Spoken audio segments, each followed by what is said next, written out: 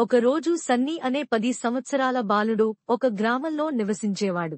అతను ప్రతిరోజూ ఉదయం త్వరగా లేచి, సూర్యుడు కిటికీ ద్వారా తన గదిలోకి వెచ్చని కాంతిని పంపుతుండగా, అతను సంతోషంగా ఉదయం ప్రారంభించేవాడు. సన్నీ తల్లి తోటలో మొక్కలను నీటిపారుస్తుండగా, అతను చిన్న నీటి తాగించే గిన్నె తీసుకుని, పుష్పాలను నీటిపారుస్తూ, ఆనందంగా పాట పాడేవాడు. ఇంట్లో, అతను తండ్రి లీకవుతున్న నలుగురి ట్యాప్ను సరిచేయడానికి ప్రయత్నిస్తున్నప్పుడు, అతను టూల్ బాక్స్ నుండి రెంచ్ తీసుకుని, తండ్రికి ఇచ్చాడు. తండ్రి అతని తలపై ముద్దు పెట్టి, అతనికి కృతజ్ఞతలు తెలిపాడు. తర్వాత, సన్నీ తల్లి సహాయంతో స్నాక్ తయారు చేశాడు. అతను బ్రెడ్ ముక్కలపై బట్టర్ జాగ్రత్తగా పూసుకుంటూ, తన భాష బయటకు పెట్టి, శ్రద్ధగా పనిచేశాడు. తల్లి అతనిని గర్వంగా చూశారు.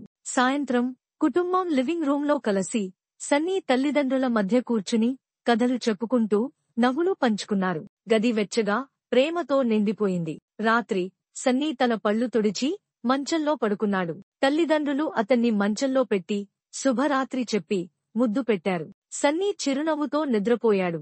రేపు మరింత సహాయం చేయాలని కలలు కను.